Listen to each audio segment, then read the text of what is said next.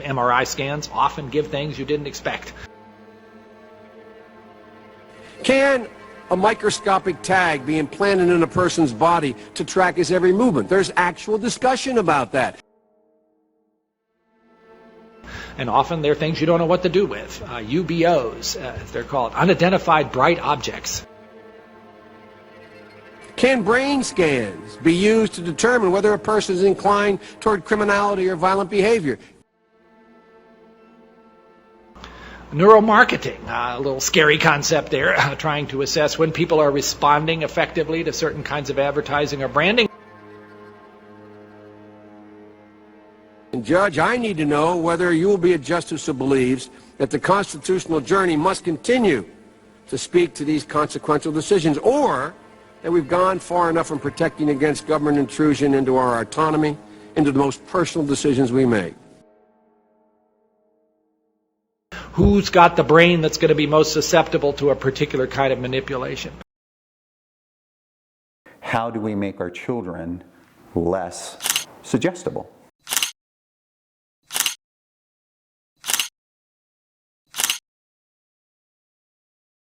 Up in the bed next to him and put my jaw up against his and kind of moved around for a second to see if I can hear something. And all of a sudden I heard this beep kind of sound, really high pitch.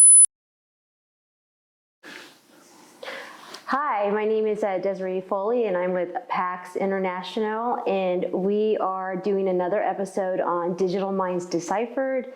I'm here with my good friend Jesse. I've actually known Jesse for quite a few years. We had met in Sacramento, is that correct? Correct. We met in Sacramento there was a TI rally going on in the state capitol, and we got a bunch of TIs together. And then since I knew Jesse lived in that state, I was like, hey, you want to meet up with me? And then we ended up meeting up at a restaurant, and then we had like about 10 people with us, and I brought my friend Siobhan, and we've actually became really good friends, and I'm very happy to have been honored that he is allowing me to interview him.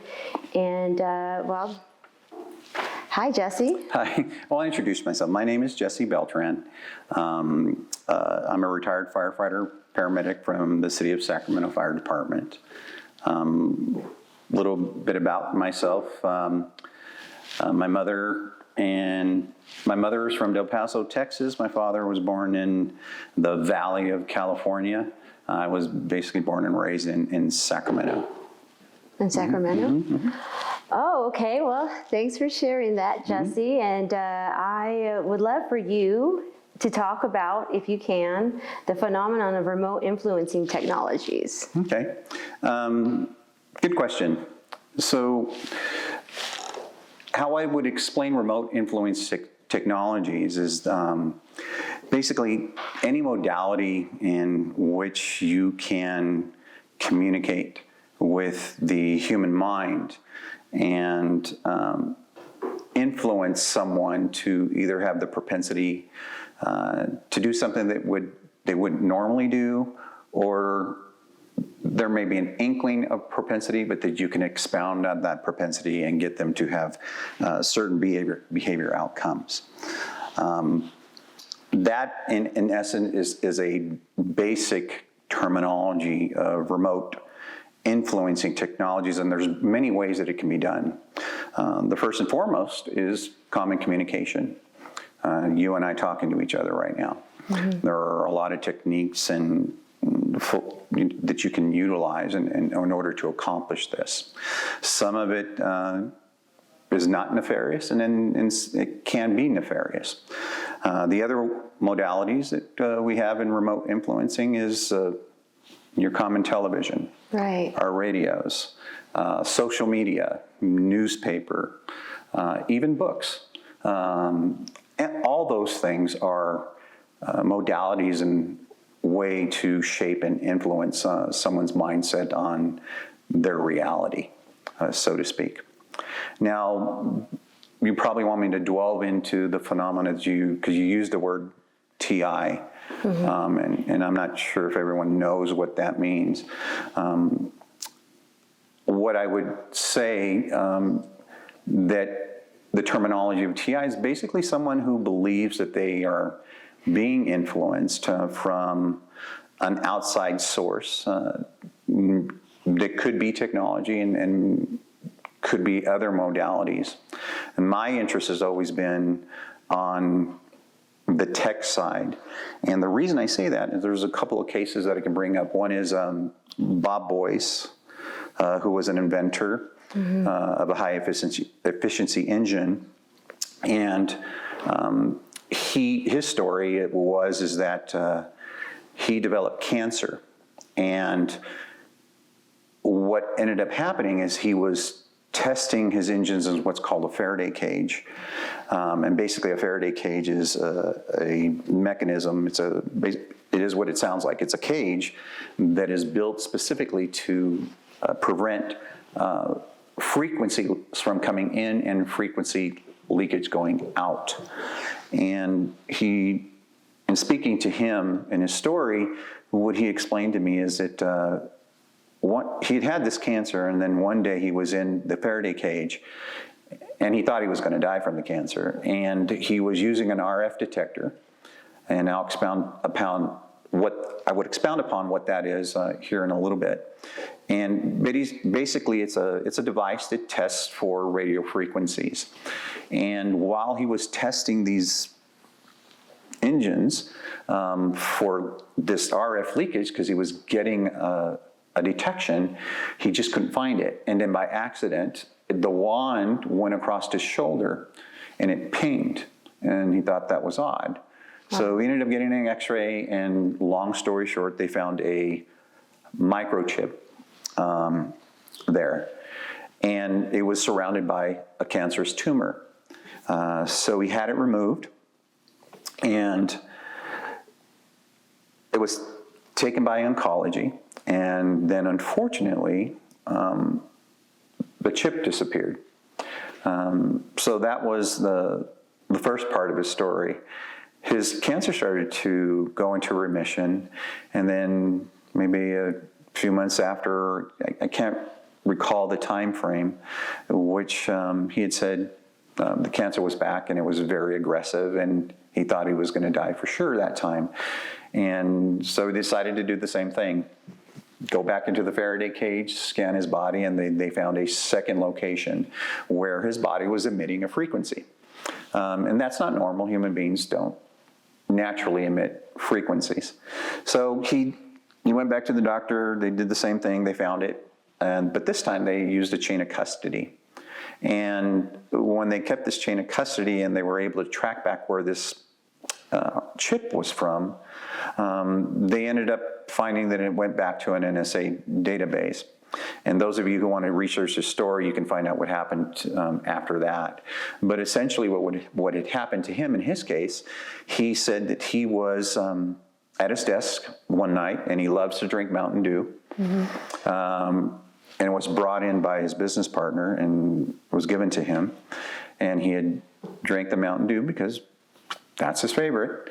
And he lost track of time. He woke up 3 days later. And that's where his story began.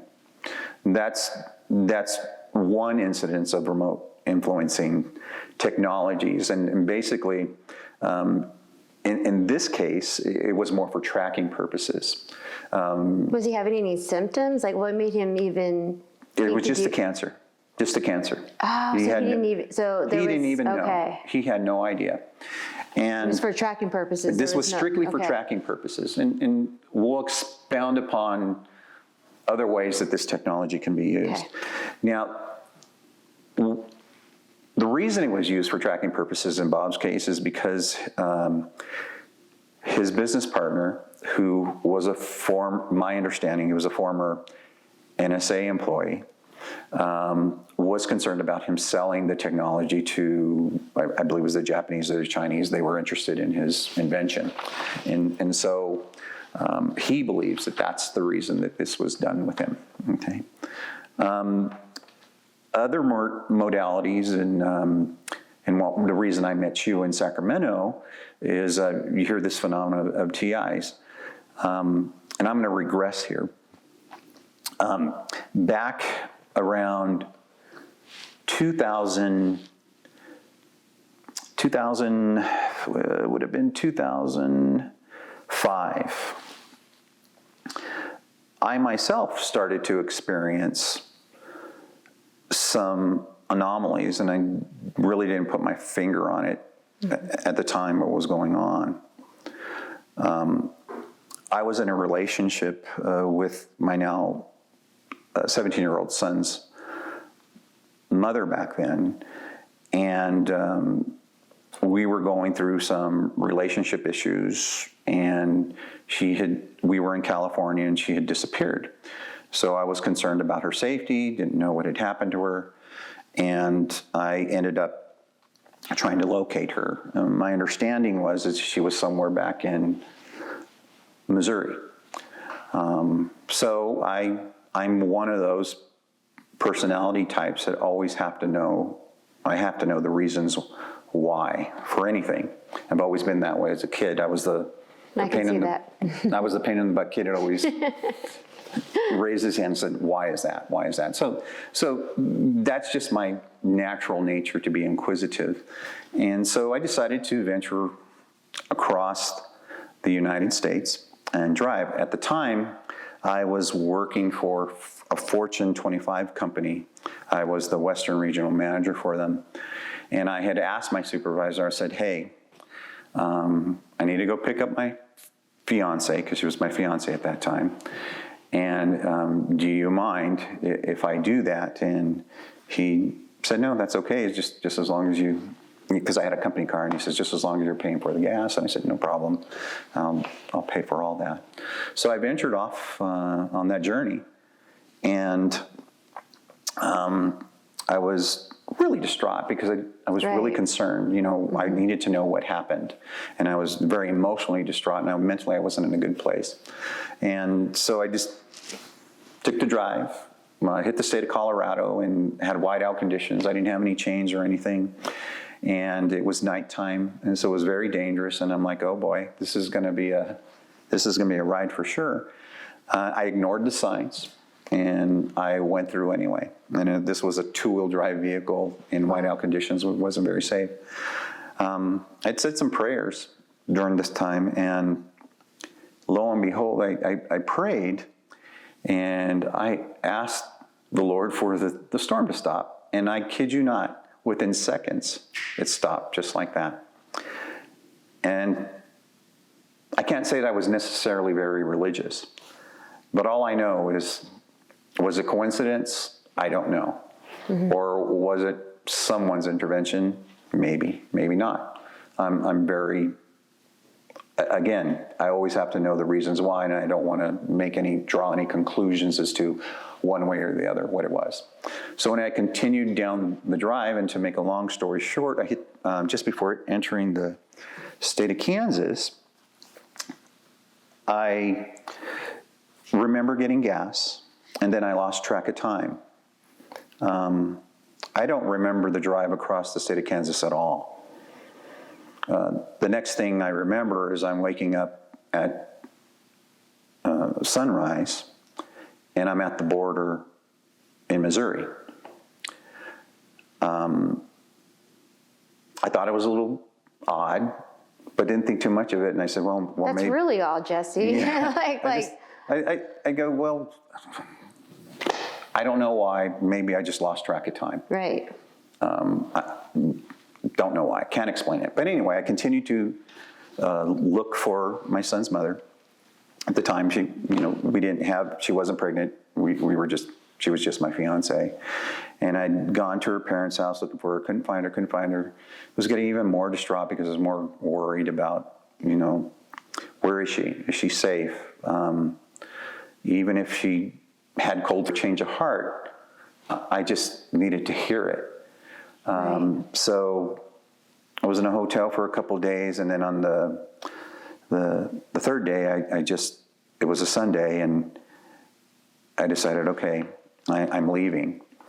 And when I was driving out the state of Missouri, out of nowhere, this voice, clear as day, comes to me and says this very odd thing. I had a Nextel phone, one of those push-to-talk phones back then, and what was said to me was call all Italian restaurants that begin, I believe it was the letter C or L. It was one of the two.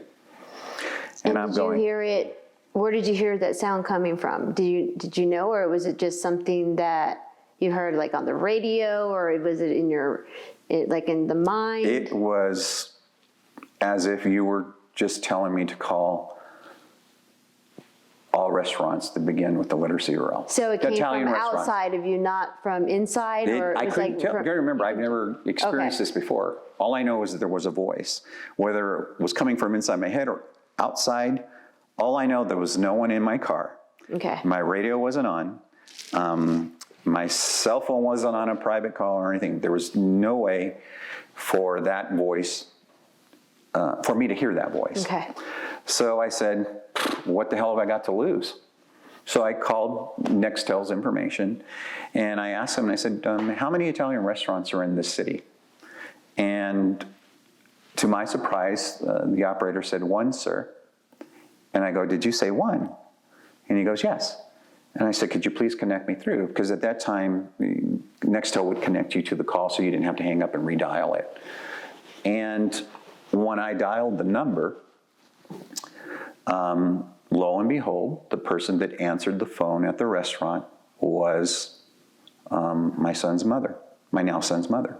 Okay. Okay. So how is that even like possible? Like, It's a good question. And so me being very rational and objective, and I'm a skeptic, I go, I don't believe that was God. you're a smart man.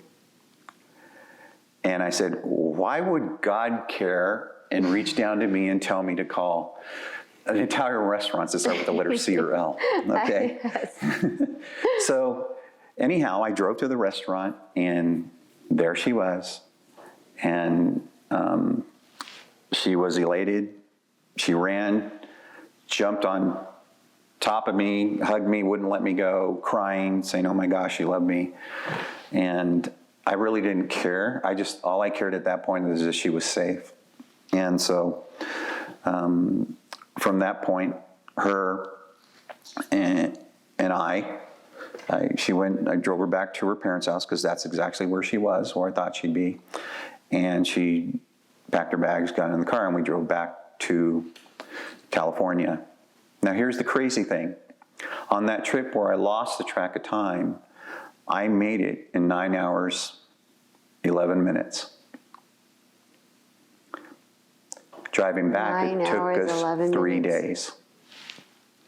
So I can't explain how that happened. It was missing time. I definitely was missing time. And here's the other crazier part. My supervisor calls me when I was there, and he says, hey, Jesse, where are you at? I said, Bob, I'm in Missouri, like I told you. And he goes, that's impossible, Jesse. I go, Bob, I'm in Missouri, like I told you. And he goes, Jesse, that's impossible. I don't like liars. And when he said that to me, I go, oh, crap. He freaking doesn't believe me. I'm here. What the hell am I supposed to do? Right. So I go, you know what, Bob? I'm only kidding. I'm sorry. Please forgive me. I'm here in Sacramento. And it was at that point I started to second guess, what the hell happened? How was this possible? I don't know. You never got regressed to try to find out what happened? No, I've never gone You through don't any wanna type of find out? regression. I do, and very, very much so, but there's a reason why I won't do regression for this specific issue right now. In certain states, if you undergo any type of hypnosis, that you automatically delineate that individual from being a witness in any court case. So it's something that you have to consider whenever you're talking about doing these types of things.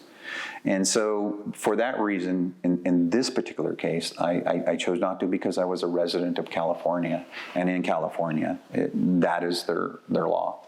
Is that at every state or just Not every California? state. For example, we're here in the state of Nevada today. In the state of Nevada, it's admissible. So in the state of Nevada, if you did something like that, you're in a case or a lawsuit, then you can use regression or hypnosis specifically regression, as a way of having someone recall information, and then you're able to utilize it in a court of law. So we're in a good state for that, okay? So moving forward, we ended up getting married on the way back. And On the way back, Nevada? from Missouri. I know, but did you guys stop by Nevada? Yeah, we stopped by Nevada. I mean, and we got married. Las Vegas? Yeah, that's exactly where it was. It was in Las Vegas, yeah. So we were happy and we got home, but I was very perplexed at why it took so long to, and just kind of put it by the wayside after that. And moving forward, my wife becomes pregnant. We have a young man, a little boy. It ended up that I had found out that there were some things I didn't know about my son's mother. And I'm not going to say anything bad about her, but all I can say is that it ended up being a toxic relationship, and ended up getting divorced, and that was that. Moving forward, I ended up getting in another relationship with another woman, and that's when things started to change. I did not know her background, and I should have been more diligent in doing those kinds of things. I recommend that for everyone now. Right, you're also young. Yeah. We do dumb things when we're young. Yeah, I recommend that now for everyone. But anyhow, she had just she told me she'd gotten out of a relationship, and she wasn't married, but she ended up getting pregnant. She had this young baby, and I ended up falling in love with the baby and her. And lo and behold, she ended up being an informant to the FBI. And the reason I know this is because she confided in me that the reason she's not with her baby's dad is because he ended up being involved in the sale of drugs.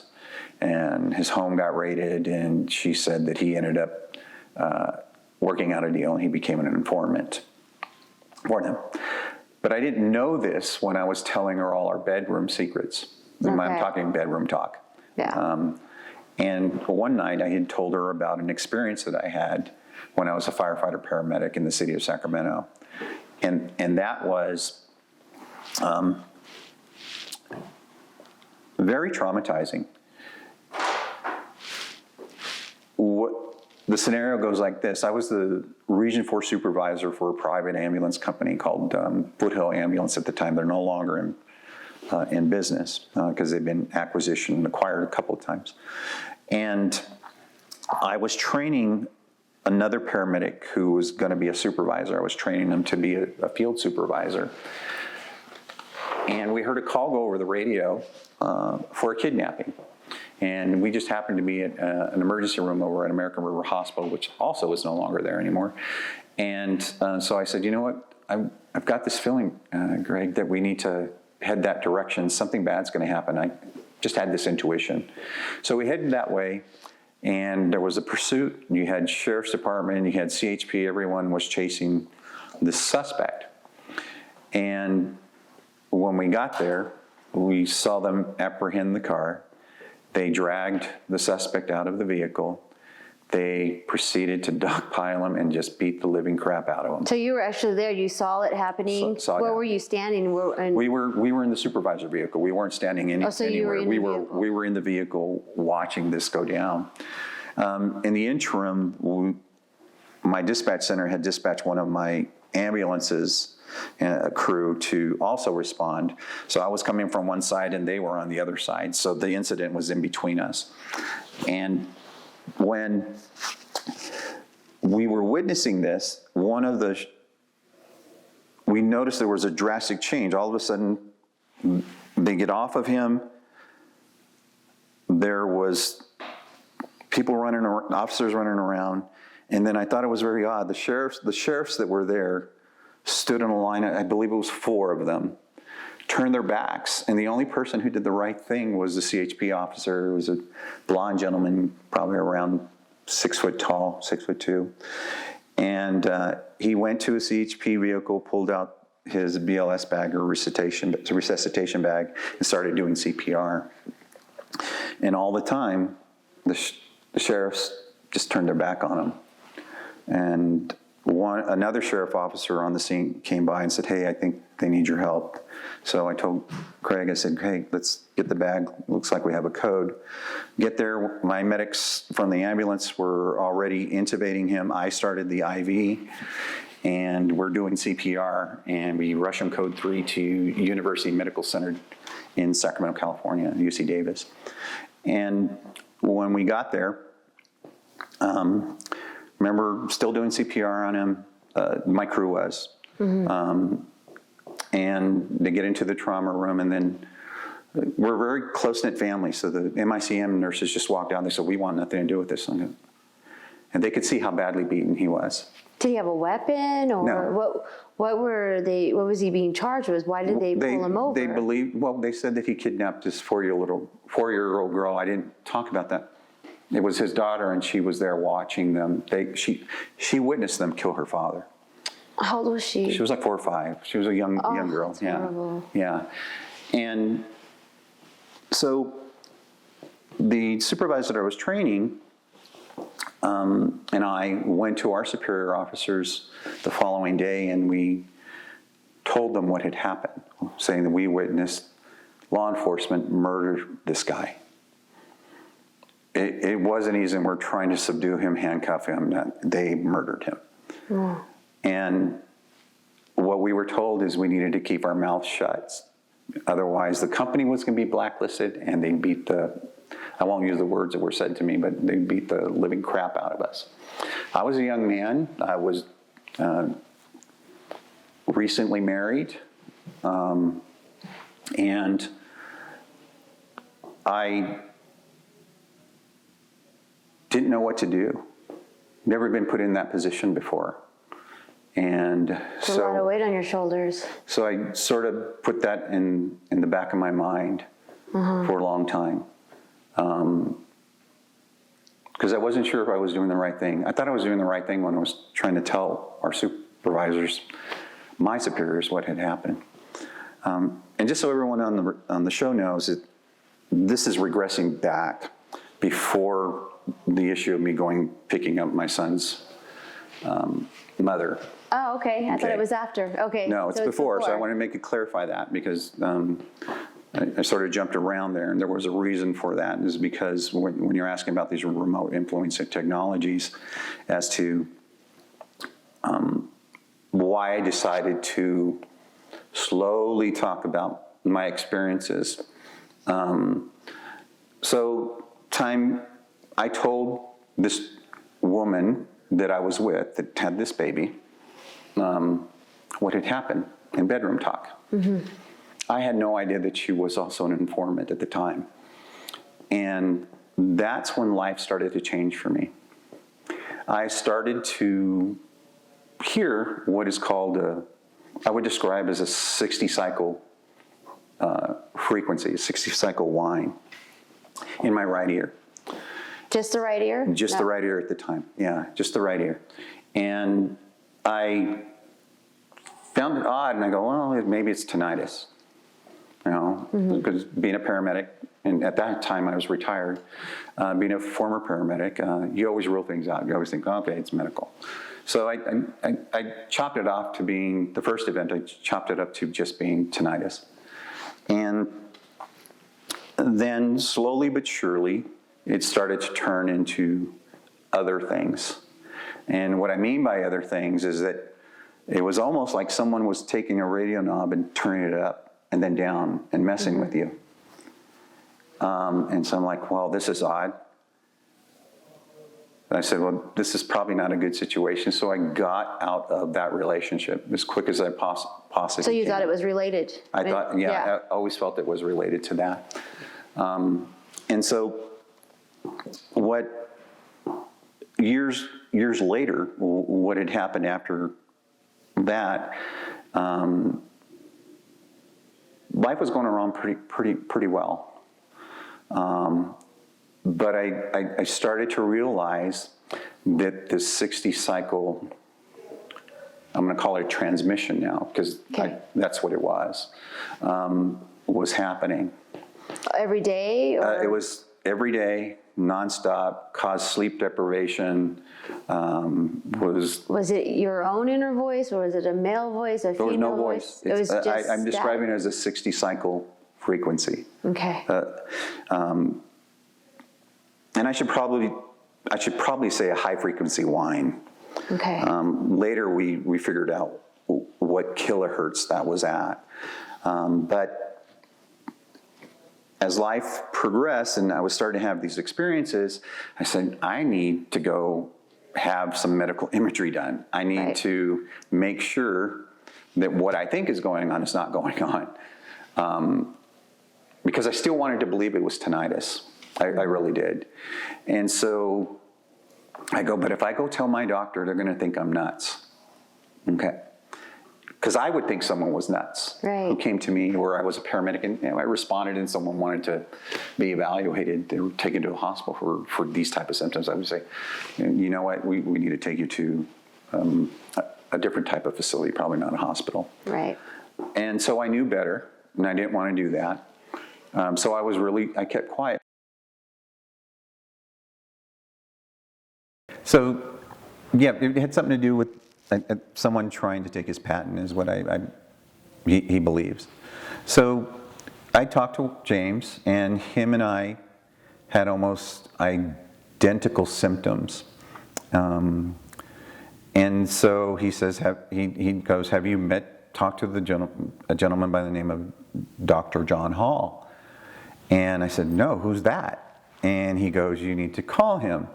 And he had mentioned that he was an author of a book called Guinea Pigs, Technologies of Control, and he ended up writing another book called Satellite Terrorism in America. Right. And so once I heard those titles, it piqued my interest. And so I called John, because James gave me his number, and spoke to him. And John, I told him I was a firefighter paramedic. He seemed to believe that I sounded like someone who at least had a good head on his shoulders and was credible. And we had then hoped that we would meet each other in the future, because he had said that he was getting complaints of this type of phenomena all over the world. Mm-hmm. And his personal story is that this has happened to a woman who he was previously engaged to, and this had happened to her. So I was definitely intrigued, and I said, okay. He was doing something called an RF scan, and I said, well, I want to get that done. Right. Because I needed some substantial evidence so that I can move forward towards the medical diagnosis of what I believe was going on. So I was already retired from the fire department, and I ended up becoming a manager of a retail store that basically sold diamonds and high-end jewelry. And we had a conference that was going to be in Texas, and I go, oh, that was great. That's where John Hall is. Yeah. And it just happened to be in the same place where he lived. So I told him, hey, I'm going to be at a conference here. And he goes, is it possible that we can meet? He agreed to meet me, and he came. It was late at night. I mean, it was almost 11 o'clock at night, if I recall right. And he showed up in his scrubs, and the facilities manager there, it was a really nice place that we were at, and they agreed to just give me a separate room and we can have a little meeting. And he did what was called an RF scan, and sure enough, it came up positive on my right TMJ. And we videotaped that scan. And then it was at that point that I said, okay, now because I have videotaped evidence that exists, now I can go to a physician and say, hey, this is what I'm experiencing, but I said, whoa, time out. This is probably not something that most medical practitioners are familiar with, and there's a good chance that they might still say that I'm crazy. So I decided to say, hold off still, and I asked John, I said, well, we need more anecdotal evidence. Why aren't we scanning everyone? And he goes, he wasn't quite sure at the time. I can't remember what his answer was, but it wasn't being done.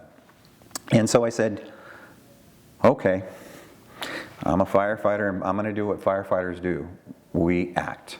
Right. So I decided to invest my own money and buy all the equipment and create an organization. In its infancy, it was the help.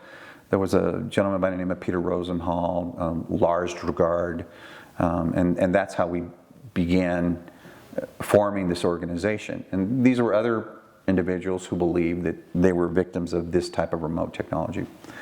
And so when we did that, I started in California, and with the help of your organization in their previous name, and I can't remember it right now. FFCHS. FFCHS, yes.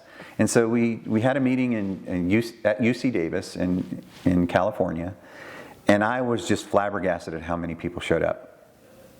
There was over 100 people that showed up, all interested in what I had to say. And so we already had, in between then, I'd already had an MRI, we had a panoramic x-ray done, and what it showed, there was some type of foreign body in 2 graphic images, and so there's 2 densities and 2 radiographic images, so you have to start to question. Now we've got that, plus we have an RF scan that's showing something that is emitting from that area. So I started to feel more comfortable to come public, but not 100% comfortable. So I wanted this data. So we started scanning from that point on everyone who had a complaint. Not everyone was coming up positive, but there were individuals who were coming up positive. We also developed a questionnaire.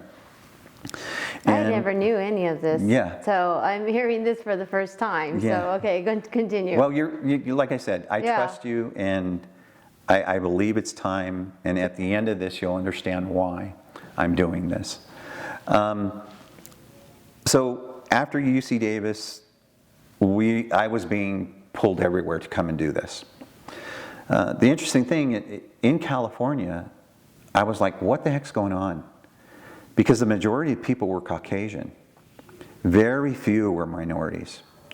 And so I was like, is this an anomaly, or do I have enough data sets in order to draw that type of conclusion?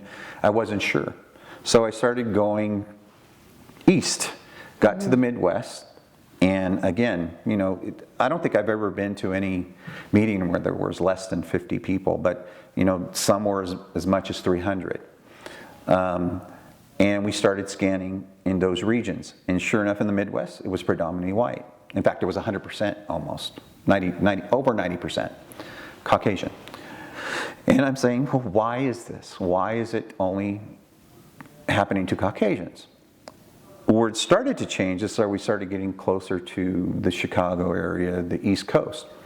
And then that was predominantly African Americans that were coming. Interesting. Yeah. But no Hispanics. Not a whole lot. Not very few. In fact, when you talk about Hispanics, I think we talked off camera that I only know of maybe less than 5. Me too, and you're one of them. Yeah, you're the other one. So anyway, so when I got all this data set together and we started trying to make rationale of it, we said, well, there's definitely something going on. They all have the same complaints, and they're not comparing notes when they're filling out our questionnaires. So I'm saying there's something here. What were those complaints? The complaints were the unusual ringing in the ear. Some were saying they were hearing sounds, sharp shocks through the extremities, those types of things. And that for those of you who've never experienced it, it is pretty devastating. It's like torture. It's like being tortured 24/7. Oh heck, let's just call it. It is torture. It is torture. It is torture. Okay, let's call it for what it is. And so when, sorry, I lost track. Other symptoms that they can have is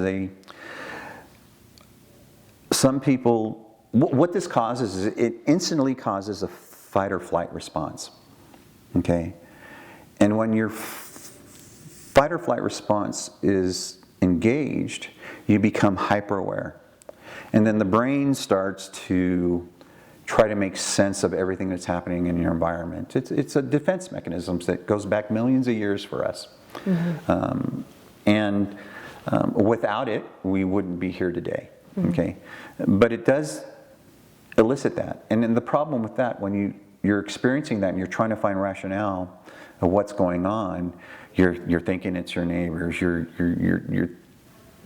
thinking it's the police department around you, the fire departments, but I've heard it all. Or it's your family, your family or members, your family's involved. Yeah, and then you become isolated, and then that only victimizes you more. So what I decided to do with that data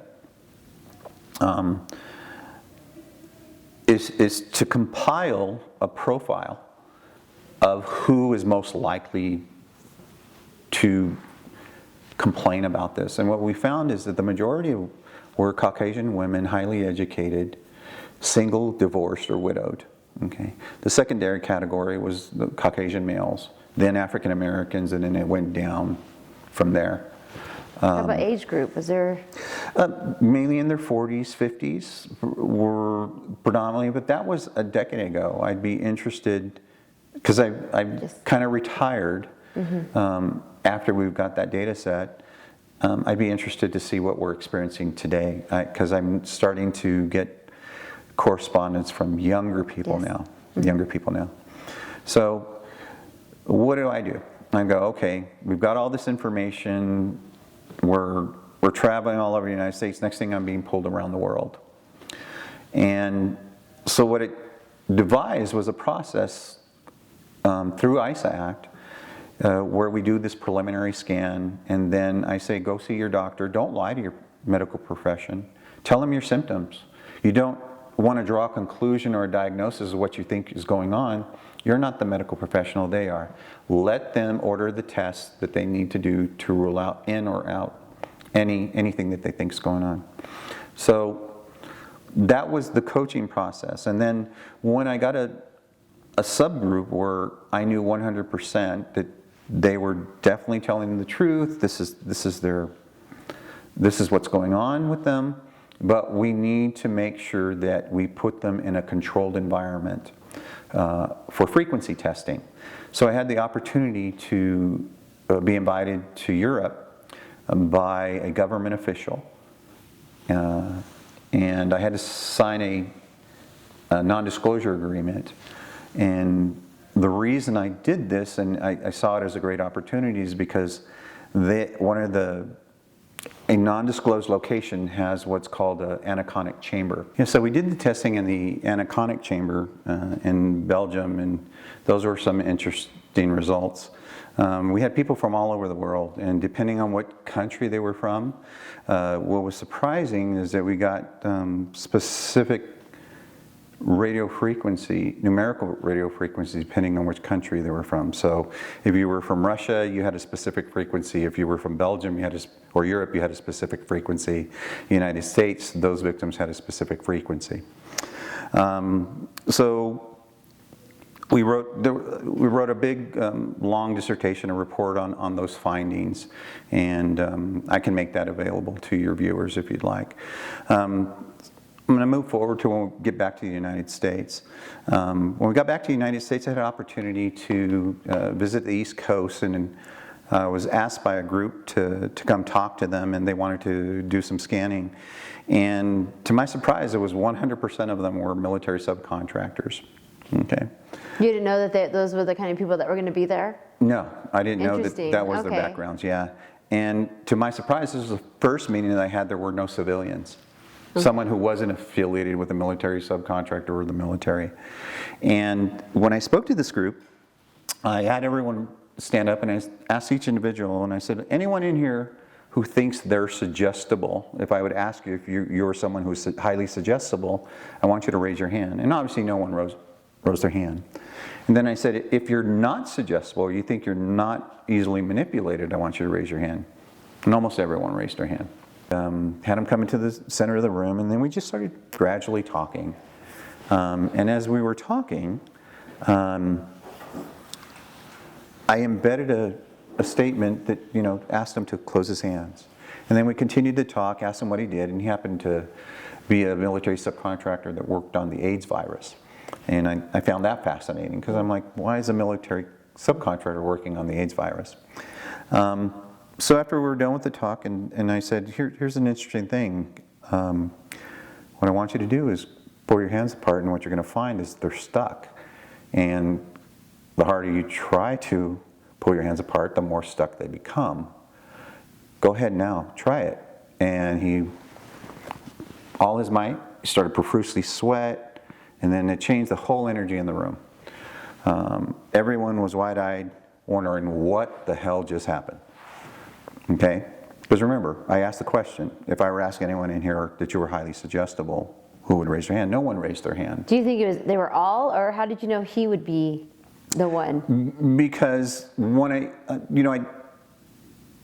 you can, through experience, I can tell who might be highly suggestible. And I just knew that he would be. Okay. In fact, anyone in that room would have been. Would be what I'll talk about in a second, why it's not healthy to have a certain type of suggestibility. But anyway, as I was working with him and he couldn't pull his hands apart, I can see that he started to have some anxiety. So I went up because I wanted to take him out of that anxiety state. I go, sleep. He's asleep. And then that's when everyone just said, what are you doing? And I said, shh, because I'm going to talk to him now. And so what I started doing is use positive affirmations. Now that you are aware that you can be highly suggestible, being aware is the first step, and gave him some positive affirmations so that we can begin the process of not being as suggestible. And woke him up and made sure that he was completely back to normal, and he was going to have the best day of his life, wonderful day, walk around, just be happy as can be, just a beautiful day, full of energy and so forth. And I followed up with him and asked him how he was doing and how his life was, and he was doing a lot better, and because he was having issues at work, in his personal life, and so forth. So being aware is the first step to empower yourself. And so I'll go ahead and talk about why I'm honing in on the word suggestibility. Okay. During this experience, I've been practicing hypnosis for over 15 years. But during this time, I felt it was important that I became a certified master hypnotist with my diploma in hypnotherapy, so that I can utilize my knowledge not only to help this particular base, but the general population. And because this has some rather not so good implications. And I can give you some examples. If you talk about Aaron Alexis and Myron May. I had talked to both of them. They had called me, said, we hear that you might have some information that may be able to help us, and so forth. Through the ISAC organization, what we developed was a process. Do a preliminary scan, go seek medical attention, get your radiography done, and if there's some evidence there that that's a possibility, then we take them to an anechoic chamber like we did with the group in Europe that we were offered. Interesting thing is we tried to rent anechoic chambers here in the United States, and somehow they always found out what we were going to do, and they say, look, we'd love to help you, but we've been threatened that we're going to lose our federal funding if we help you. So it was very difficult to do that here in the United States, and people always ask me, why'd you have to go all the way to Europe? Well, that was the reason that we went all the way to Europe. Can you tell the audience who my roommate is? They might not know who that is and what he did. Yeah, so my roommate and Aaron both were having complaints of this tech, them being affected by it. And what they ended up doing is, although they did speak to me, and they just were so hyped up in the fight or flight that they were impatient because it takes time to get this stuff done. Mm-hmm. And so they acted out, and then very shortly afterward they went and one shot up a Navy Yard and the other killed other people. Mm-hmm. I feel horrible that it happened. I wish there was something that I could have done that was more, and I was, it is what it is. And so this is the main reason that I became a certified master hypnotist, is because in learning about the subconscious mind, and what I was finding that a lot of these victims were highly suggestible, fell into the category of what would be called somnambulism. And somnambulism means that you're 100% suggestible. So think about this.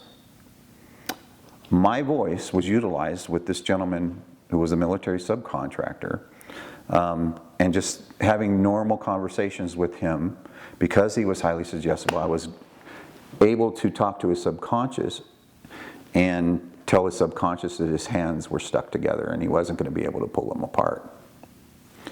And think about this. Now turn my voice and use your mind's eye, your imagination, and turn my voice into a radio frequency. When you think about that, that's when enlightenment happens. You say, oh wow. So that's one aspect where we're talking about this group of base of people. How did you find out that the victims were suggestible? Did you have them take tests, or how did you find out? Yeah, when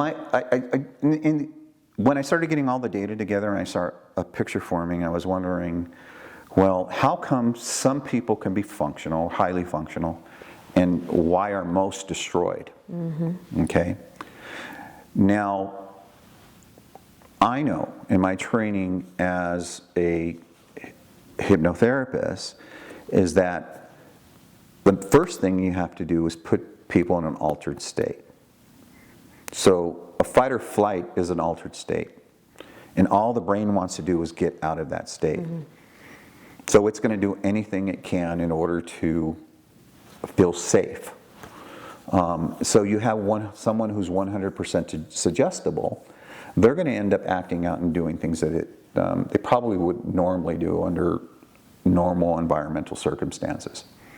So that's the issue. Now let's just take the tech out. Let's just talk about normal general society. What do we see today? Everyone's stressed out. Mm-hmm. Everyone's on a heightened alert. Everyone, a lot of people, not everyone, because the very, very wealthy aren't usually affected by this, although I get all demographics who have reached out to me over the last couple of decades, from attorneys, judges, politicians, highly educated professors, you name it, it runs the gamut, all the way down to the blue-collar workers.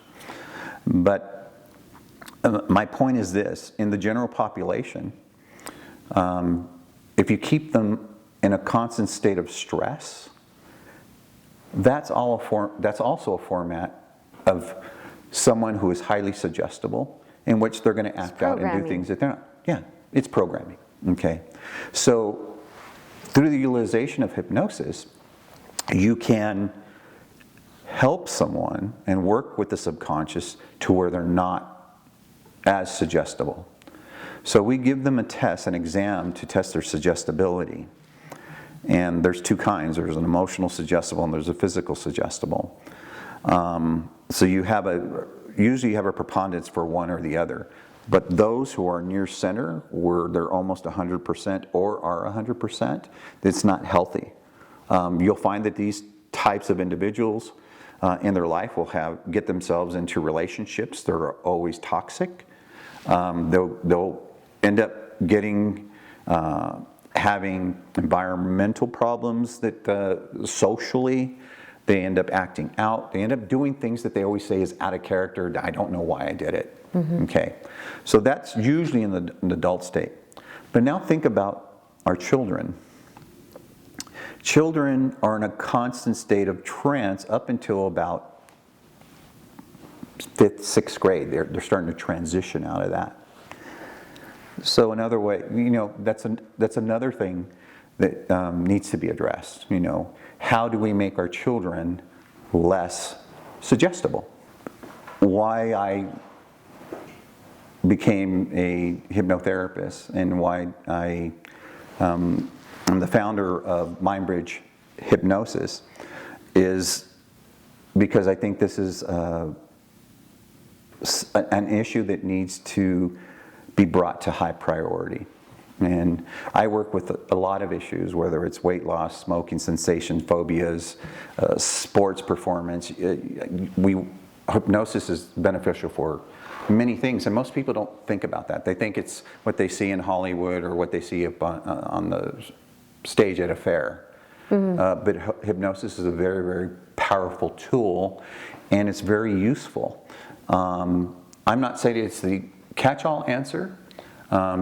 There are certain people that I can't see. So if you've been diagnosed with schizophrenia, bipolar disorder, or anything like that, I have to work in conjunction with your licensed medical professional so that we can come up a plan and work together.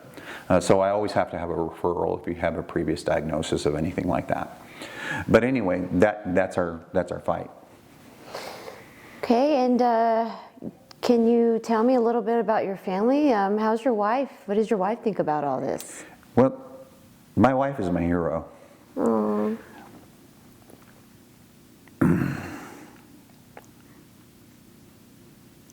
And many people will not realize if it wasn't for my wife, ISAAC would never have existed.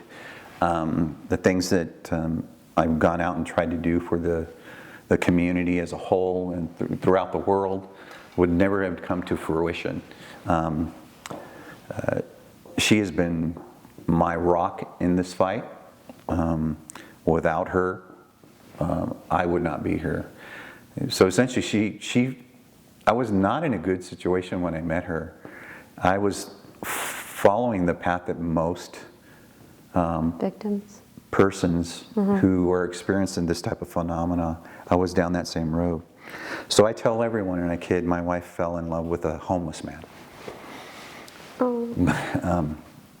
But anyway, so her name's Colleen, and she was born in Okinawa. She's a twin. Her dad was in the Air Force, and her mom was Okinawan. And we actually went to high school together, and we... Oh, you did? Yeah, and we ended up developing a relationship, all places, in Hawaii.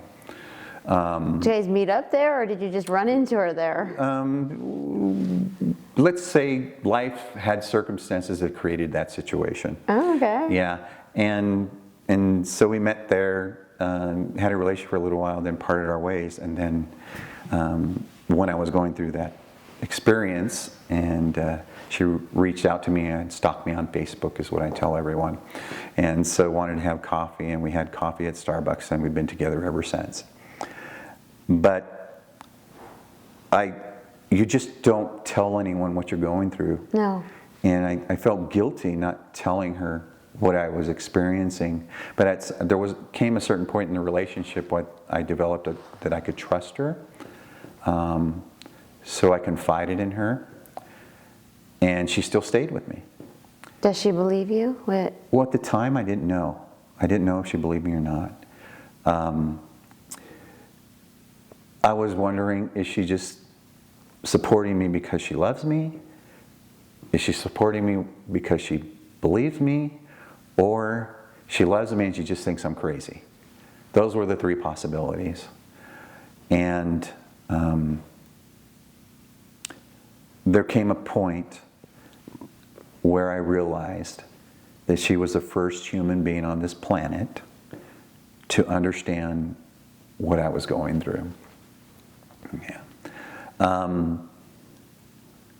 But if it wasn't for that experience, to where I knew 100% that this is probably one of the few people on this planet that know that I wasn't crazy. Thank you for coming on the show, Colleen. I'm honored to have you, and thank you for allowing me to come over, stay at your house, and she's made breakfast and dinner. She's super amazing. And can you talk a little bit about yourself, Colleen? Oh gosh, I don't know where you want me to start. A little bit of background. I grew up in the military. My father was in the Air Force, and I have one other sibling and my twin brother, Linwood.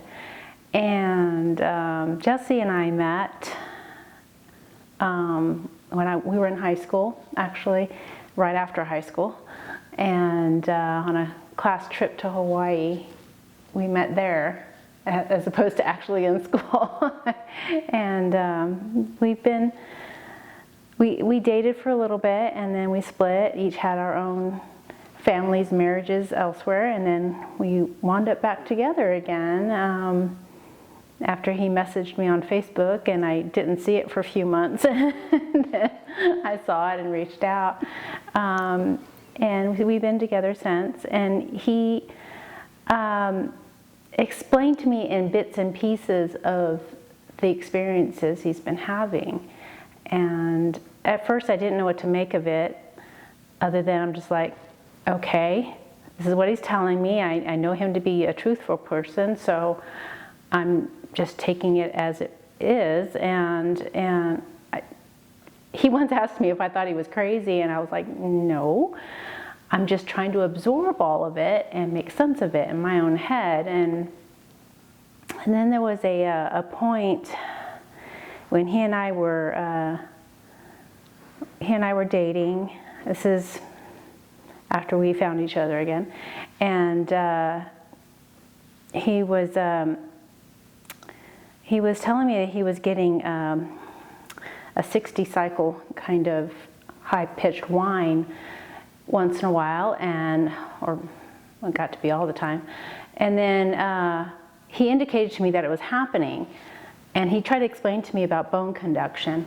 So I thought, well, I ran over there, jumped up in the bed next to him, and put my jaw up against his, and kind of moved around for a second to see if I can hear something. And all of a sudden, I heard this beep kind of sound, really high pitched, and it shocked me. And I backed up and looked at him, and then I went to see if I can get it again, and I couldn't get it again. And I told him I heard it. He looked at me like, "For real? Did you really?" Mm-hmm. And I said, "I think I heard it." And I tried to indicate to him what the sound that I heard, and he seemed so relieved and pleased that I was able to hear what he was describing to me. And then some months later, we went to see a movie, and I won't say the title of the movie. We went to the theater to see it, and at one point there was an explosion, and the heroine of the movie, according to the book, she had her eardrum blown out, and so in the movie they hear this high-pitched sound that's supposed to be what she's hearing from having her eardrum blown out. And I nudged him in the theater. I said, "Sound familiar?" And he looked at me like, "Oh my God, you really did hear it." And I told him I did. I'm not a liar. I told him I heard it. So from then on, he believed me. I think from that I believed him, and that I knew that what he was saying was true. This has been a journey to experience through him all the things that he's been having to deal with, and it's been difficult sometimes emotionally for both of us. And sometimes it does wear on our relationship too, because of the stress and the pain and discomfort that he's been going through. And it's been challenging. So how is Jesse doing? How's his health? And yeah, he's been experiencing a lot of difficulties with his health. He's been experiencing pains and spasms in different parts of his body that we can't explain, and we tell the doctors and they don't know what to make of it. He's had tests done for several years now, and they can't seem to figure out what's wrong with him. But most recently, a situation that we were supposed to keep track of a few years ago, dealing with his thyroid, has come up again, and now it seems he has tumors on his thyroid that seem to be spreading into his jaw, where he comes up positive in his TMJ. It's on both sides of his jaw the tumors are spreading to, and probably to other parts of his body. And it's causing him discomfort, and he's having trouble swallowing, and causing a kind of a gag cough reflex. And I worry that it's spreading so much that, and you know, it could potentially take him from me, and it's, you know, it's difficult. I'm sorry to hear that. You know, he's definitely in our prayers, and thank you so much for coming on and letting us see Jesse through your eyes. Of course. Thank you for tuning in to another episode of Digital Minds Deciphered. If you have not, please support our channel and subscribe, and we'll see you again next week.